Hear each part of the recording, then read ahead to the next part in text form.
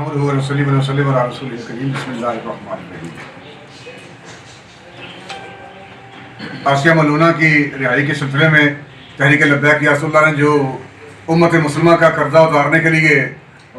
پورا ملک جام کیا تھا، اس سلسلے میں تحریک لبیک یا رسول اللہ کے قائدین سمیت کارکنان پر مقدمات درج ہوئے۔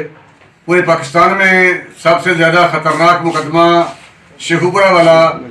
جس کا نمبر 772 تھا، 772/18 یہ تھا، جو وکلاء کی انتھک محنت کا نتیجہ ہے، جس میں ملک افتخار احمد صاحب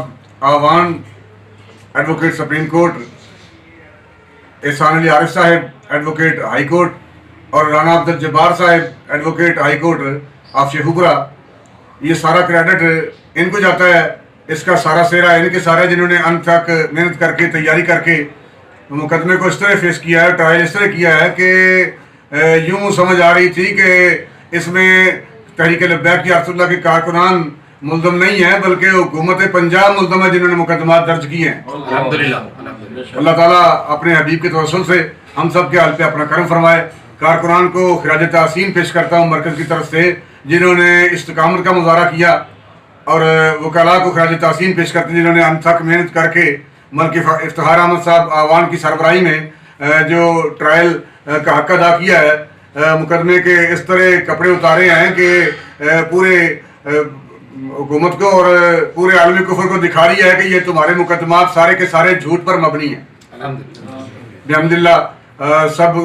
احباب کو، کارکنان تحریک لبیک یا رسول اللہ کو مبارک ہو، جو باعزت طور پر بری ہو کر یہاں سے فارغ ہو چکے ہیں۔